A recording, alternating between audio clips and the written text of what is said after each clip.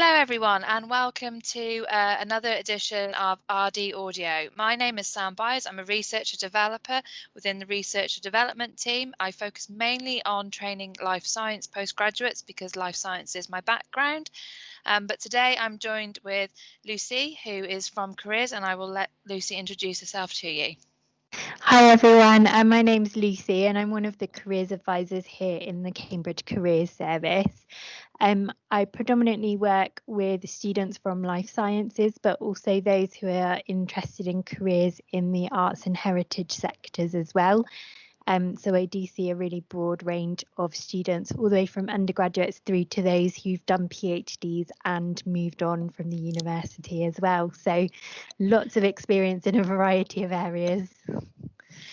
Fantastic. So the main theme for today's RD audio session is looking at careers, alternative career options, perhaps if you're thinking about perhaps moving away from academia, how to overcome challenges so that you can actually go into the role that you're interested in going to, and also just a little bit about just reassuring you that a PhD is never perhaps never as straightforward as you perhaps might think when you first start a PhD, and how perhaps certain experiences during your PhD may influence your future career direction, and how you can use that to get the job of your dreams.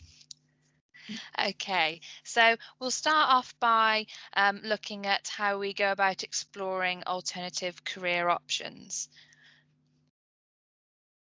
Yeah, of course. So I think for PhD students, there's a real variety of times when people start to explore different career options. So for some, they come into their PhD with quite open minds and start thinking about what they might do. Others are really focused on the task at hand with their PhD, and then they kind of start to worry about the alternatives or their career options later on. And others tend to come to kind of exploring career options perhaps when they've come into their PhD, they've experienced a few challenges, and they're perhaps starting to think that perhaps academia isn't what they expected, and they start to think, well, what else is out there? And I think when you're starting to think about other options, it can be really daunting, I think, 'cause there can be so many possibilities and it's hard to know where to start, really. So I think the best place to start really is to scan the horizon and see what's out there. And even if doing that horizon scanning reaffirms your initial career aspirations about perhaps going into academia or doing something else, at least you're making an informed decision. So it can be good to start looking at what's out there, even if you've got a bit of an idea of where you're heading, just to confirm that's definitely right for you. Super dupes. That's great advice, Lucy. Thank you very much. And I suppose another thing following on from that is people may kind of struggle to know where to start. Scanning the horizon is a great piece of advice, but that's still quite an overwhelming thing to think about, because that horizon is still quite large. And one thing that might be good to start you off on this journey of finding what your ideal career is going to be, post PhD, is perhaps to think about creating a bucket CV, listing all of the experiences that you've got. This is something that I did that was really useful. Actually, my bucket CV ended up being about 9 pages, listing all of the experiences that I'd had gained during my PhD and also my postdoc years.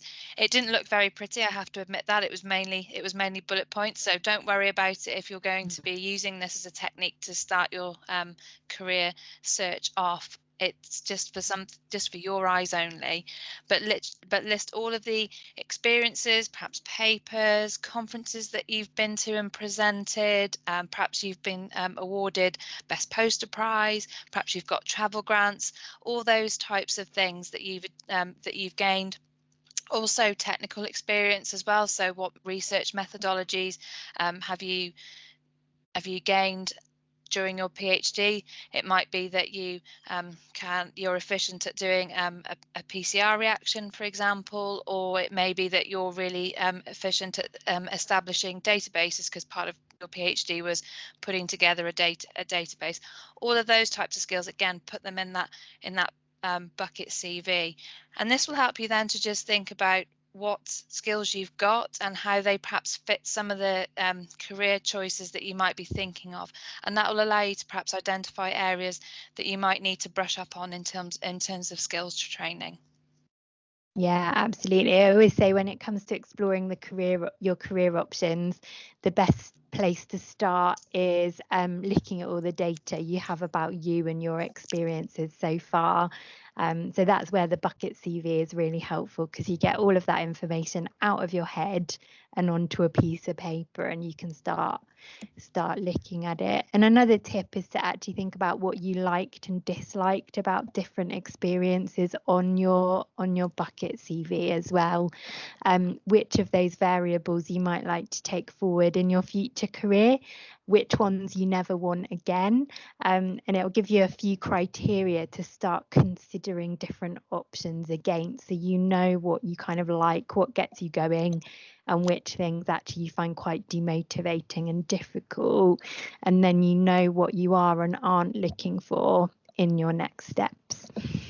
Brilliant. I know one thing for me when I was writing that down was Excel spreadsheets, which is kind of why I'm not a researcher anymore, because I disliked Excel spreadsheets. So there we go. That's why I'm in the position I am now. Brilliant. I suppose the other thing to highlight is the careers sector A to Z webpage that yourself, Lucy, and your colleagues have put together. How do people go about exploring that facility on your webpage? Yeah, so under our resource library, there's a section called Career Sectors A to Z, which gives a really good introduction to different career sectors. So some general information that just tells you a little bit about it, but also will link you to lots of resources to find out more.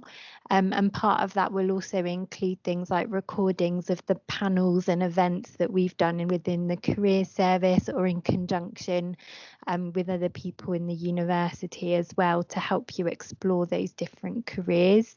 But also there's a few other resources that are available through the university. So in careers, we use the Handshake platform, where people have profiles on there and you can see what others have been doing or have done. And we've also got our GradLink database as well, where you can see what Cambridge alumni at all different stages in their careers have gone off to do, and you can search specifically for those who've done a PhD.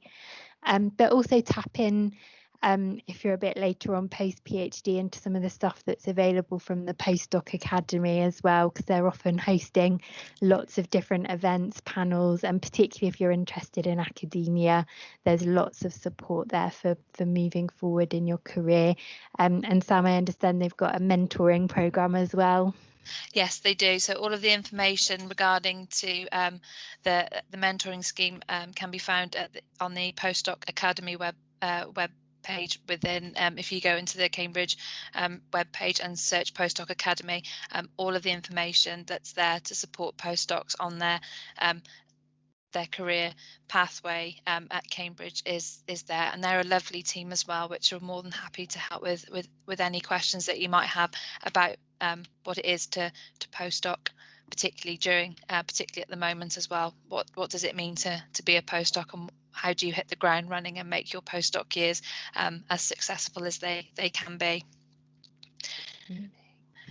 I suppose the other thing that we might need to think about as well is the career, the different types of careers that are available, is perhaps that additional skills training that you may need to do in order to just demonstrate that you have the skills that your future employer may want. And there are an awful lot of resources available to you here at Cambridge. So we've got LinkedIn Learning, which you can access by using your Raven account. So there is a specific University of Cambridge hub to LinkedIn Learning, and as we progress throughout the new year, more providers will have their own little hub within that hub, so a hub within a hub,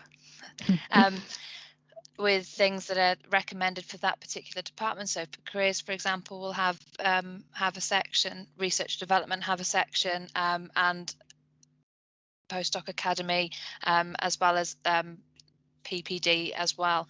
But this is a really good resource for you to perhaps just have a look at how to develop some of those skills that perhaps you just need to explore in order to demonstrate that that you have the skills for the job that you're looking for.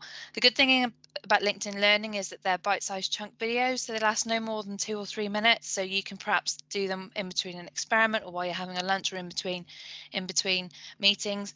And so they can be done used either on their own, or they can become part of a pathway as well. And there's more information on how to use LinkedIn Learning effectively on LinkedIn Learning. Yeah, great. And I think you may also find that within the university, not only are there lots of opportunities to build your skills, but there's lots of opportunities to learn a bit more about different career options and work out whether it might be a good option for you as well. So rather than doing something quite big and time consuming, that's a big commitment to working out if something's right for you, you might get involved in things like iTeams, the Cambridge Consulting Network. There's things like Blue Sky and Varsity if you're interested in moving into kind of communication related work. There's the Pologia Student Think Tank and things like CUSP and CSAP if you're interested in policy. So there's a whole variety, things like iTeams as well, where you can go and just test out what you like doing and just see whether you like some of those options that are outside of your lab or your research in your department. And that can be a really good way of not only building your skills if you think it is something you want to do, but giving it a road test in a low commitment kind of a way alongside your PhD to just see whether it does suit you, whether you like it, and whether that's something you could see yourself doing in the longer term too. Fantastic. And that's the great thing about being a PhD student in Cambridge, is that there are all these opportunities for you to dip into and give it a go.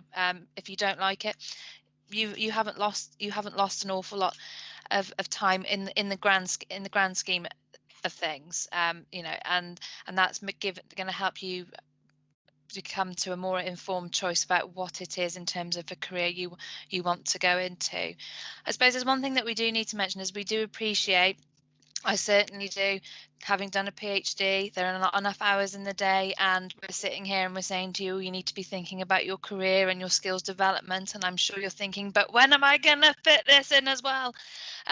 It is perhaps this is an overwhelming audio for you to be listening to. That's not our intention at all. And like I said, PhD is a busy time, but just trying to find a little bit of time, even if it's just 10 minutes, perhaps even just once a week to begin with. So perhaps a Wednesday afternoon, just to have a little bit of time just to reflect and time to explore different career directions. That 10 minutes a week to begin with, perhaps, and then perhaps you might build up, will help you to gain a more clearer picture of what it is you want to achieve once you've finished your PhD. Yeah, absolutely. And I think if you're feeling quite daunted about where to start and you've kind of pulled together a bucket CV, but you're not sure what to do with it, or you're not sure where to explore or where to find the information, that's a good time to book in with the Careers Service to talk about where your thinking is at and what stage you're at, and then we can help prompt you to create an action plan that's manageable for you and very tailored to what you're interested in. So we will kind of listen to your needs, take those into account, and try and work out a way forward that helps to make this more manageable for you, because it can be a big task, but little and often can be a good way of breaking it down as well. I agree. Brilliant. And also don't forget the research and development team are here for you as well. So perhaps it may be that you go for a careers one-to-one first, and that helps you to work out the area that you want to go into, and then you're thinking about your skills development. We're here as well to support you, to listen to you, and help develop a personalised professional development plan that fits into your busy timetable, so that when you do finish your PhD, you're in the best position that you can be to get that job of your dreams. Yeah, and I think just to add to that, once you've got a bit of a plan in place, it can help you to move from that wide exploration to slowly but surely narrow things down. So then you've got a bit more of a focus as well. So it's not always a really quick process, and you learn more things as you go along. So don't worry if it feels quite daunting at the beginning.